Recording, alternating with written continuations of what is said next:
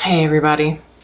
I'm not going to be doing a review today because I just haven't really felt like it. Sometimes I need a break too, and with the state of things in the world, I just really haven't been in the mood to be watching a movie. And I don't think that's really fair to you to kind of half-ass something when my heart's not in it, but I'll get back there. I'm not in some depression or anything, just need a breather. But I wanted to be able to do something, and speaking of the state of things, I thought this would be a good time to talk a little bit about movies and the future of them in this particular world, because that is what this channel is about. I've gotten some questions over the last few months about the state of Hollywood and the state of movie theaters and the future of it all. Yes, things are very uncertain. These are unprecedented times in our lives. And to be honest, movies are not my first concern, but at the same time, it is still an industry, just like anything else. There are people who work for movie theaters and work in Hollywood that, when this pandemic is over and all of this chaos, they're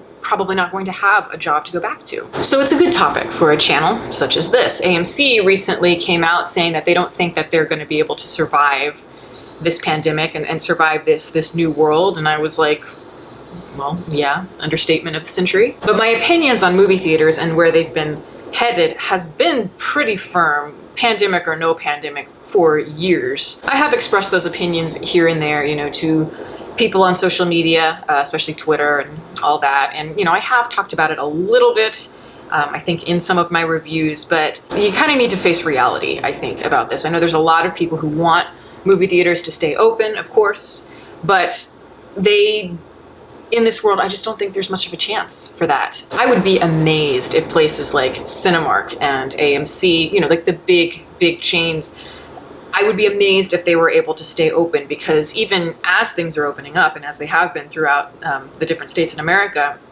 most places are only opening at 20% capacity. And let's say hypothetically, if AMC decided, no, we're not going to do the 20% capacity thing, we're just going to wave right through that. Anybody can show up, anybody can come here, and you're welcome. I think there's still going to be a lot of people who are skeptical, who don't want to take that risk, who don't want to be in a crowded room with a lot of other people for a long period of time. And for a theater like that depends on getting asses in the seats for, say, summer blockbuster season, which is upon us right now, or would be if this were a normal year, or holiday seasons, things like that, Christmas, they depend on the money from those big movies in order to keep them going. And they're already barely holding on. They're barely struggling to maintain any interest at all. And I think it's just time to look in the mirror a little bit and just think about, movies and Hollywood are not even remotely what it used to be.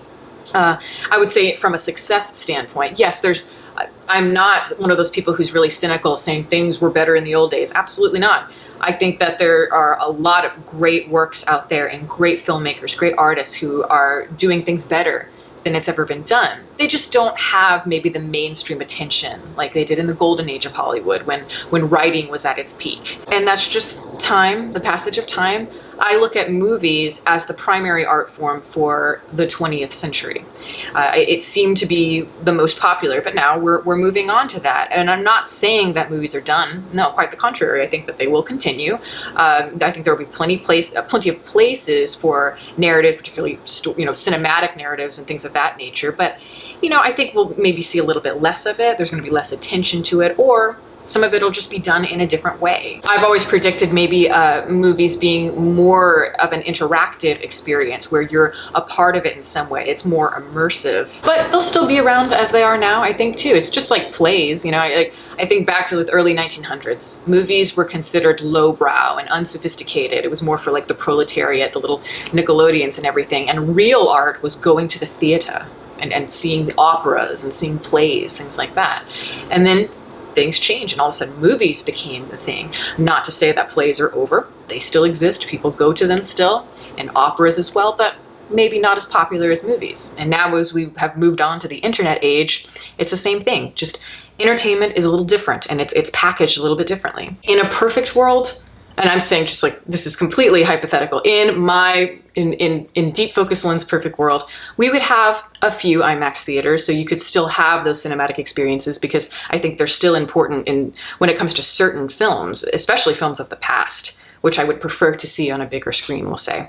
But I would like to see a lot of those small novelty movie theaters remain in business because they are so unique and they do set themselves apart from like any sort of streaming service or anything like that. Movie theaters that, you know, they often play current releases, but they do a lot of really interesting events and they show cult films, having a niche that makes you excited to want to go to the movies. Because when it comes to like the big corporate, like moguls, like the big chains, I don't feel that same excitement as I once did, because they feel to me very impersonal and quite frankly overpriced. And I live in Texas, so I can think of some good examples of places in Texas would be like Alamo Drafthouse, great chain, I think, and it sets itself apart a little bit while still maintaining the ability to see current releases. And then you look at Texas Theater, which is even, I mean, that's a fantastic theater, historical, but also they do such cool stuff. I would love to see them do good business. And, you know, it's sad that they're not able to during this time. It's very, very sad. And I worry for them.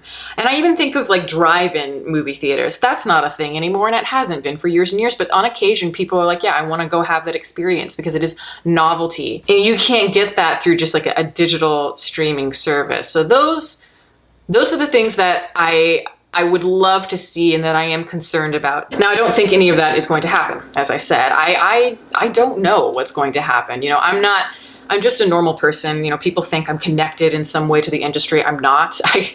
Honestly, even if I were, I think I would be just as in the dark as all of you. But it doesn't look good, and it's very, very sad, because just like any industry in the world, whether you're working for a restaurant, any retail or something like that, it's going to hurt us big time. But when it comes to movies, it's something that I feel like a lot of people have been aware of, and just the movie industry has been in denial about, and they were just waiting for the bomb to drop. And now it seems that the bomb is here, and they're going to have to be forced to be pulled out of that denial and make real change. AMC and Cinemark, they know that they've been on a steady decline for many years at this point. They don't seem to have a plan, and I feel like it's something that you should have been prepared for, making that transition. I think within the last 10 years, maybe more, they have depended so hard on these gimmicks, you know, these big IMAX movie experiences that are, you know, they're just recycled ideas, they're sequels, lots of action, lots of big CGI and visuals, but they don't, I mean, some of them are good, but most of them, you know, I just kind of get desensitized by. They don't feel like movies. They don't feel like the theatrical experiences I had as a kid and you know, my parents did before me. Yeah, on occasion you get something fresh and interesting, an original work, but those are a big risk to play in a big movie theater, because they just don't make their money back, even if they're really, really good or really innovative. So just overall, the experience to me feels stale. Of course, there is a case to be made. I know a lot of people like to say things to me like, well, yeah, but a theatrical movie experience is something that you just can't get at home, because yeah, it's you're in a movie theater, it's dark, and all you have is just this flickering screen before you, and you just take it in. It can be very spiritual, like a very religious experience where you turn off all your devices and you're quiet and you just have it. That is a beautiful thing. And I think it's something that everyone should experience, but at the same time, you know, you've got to think practically. That's not really realistic for our world. When I go to the movies, I feel like I'm living in a completely different decade, and not in a way where it's really nostalgic, but where it's like, this is kind of unnecessary when I could just as easily stream this at home, where I don't have to sit in traffic. I don't have to buy some overpriced tickets. I don't have to worry about people around me talking or people getting up in the middle of the movie in front of me. I can eat whatever I want at home and sit at home. I don't have to pay $12 for a soda. You know, it's just, to me, it is an inconvenience. Now, admittedly, my way of watching movies is probably very different from a lot of you guys, the way you watch movies. So that's also something to consider. Maybe if I was watching movies more casually than I do, maybe I might miss the experience a little bit, but just overall, just a personality thing, I prefer to do it in the comfort of my own home, or in the comfort of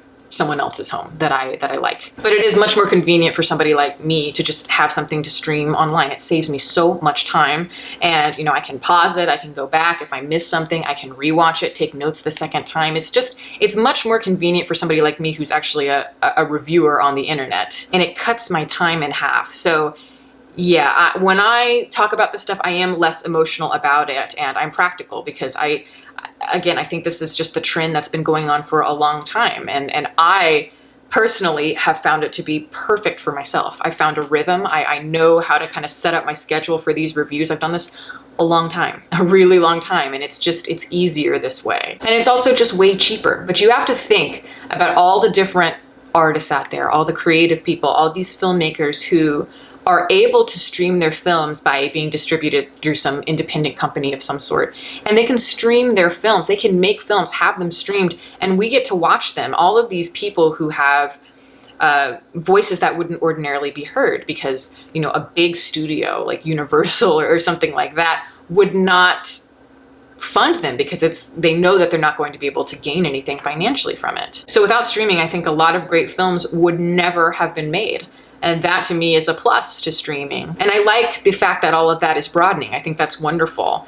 I know that movies like Birds of Prey, for example, and like The Invisible Man, those movies were in the midst of their theatrical releases when the pandemic happened. So naturally they moved to streaming instantly, which, you know, it's understandable. But it's $20. These movies cost around $20 to rent. And it's like, hell no. Like I don't have that kind of money. And I don't want to pay even more than I would have to at a movie theater where I'm actually getting the theatrical experience. So that's really perplexing, but I'm not really sure the reasoning behind that. I'm sure somebody will explain it to me, but it feels a little desperate. But these are big movies that are released in theaters for a reason, and they depend on getting that money back. And I know that there are still big movies, especially big summer blockbuster movies that are still scheduled to be released in theaters in June and July. And for me, I'm just sitting there kind of like, I don't see that happening. I know the new Christopher Nolan movie, Tenet, I saw the trailer for that and it was like coming to theaters this summer. And I was like, really? Good luck with that. Maybe it'll be a brilliant film, but that's not really the point. The point is that it needs to make a profit. Same with Wonder Woman, same with the Mulan movie that got, a lot of these different movies are getting postponed. Of course, in the old days it was different, but today these big movies just do not make their budgets back. You just can't make a movie like Lawrence of Arabia as an example anymore. That's a movie that took something like 2 years to make, huge scope. Back then, totally fine, typical of the time.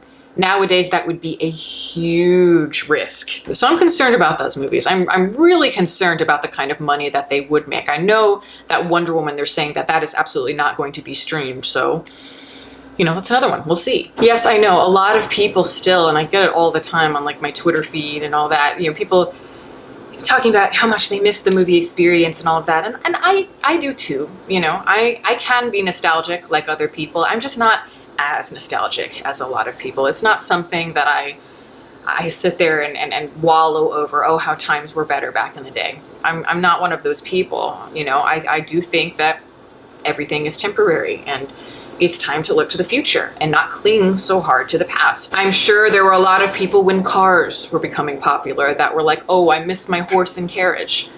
Like it's just a continuous cycle. I, for one, am excited about new prospects for entertainment, depending on what happens in the world.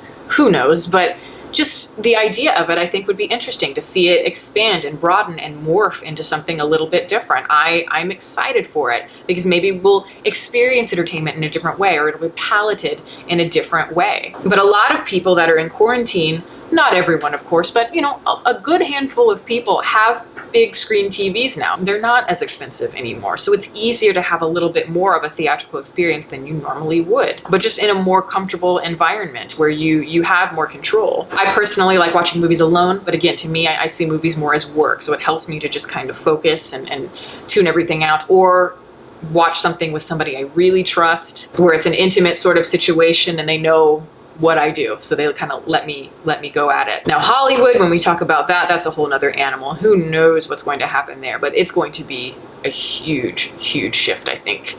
And it already has been, as I've said before. It's not really that different from movie theaters themselves. I mean, the concept of the movie star itself is dying. In order to become a movie star nowadays, you basically have to sell your soul to Marvel or DC. And that's fine if you want to do that, but then you're going to be in contract where you have to do these crossovers and things like that.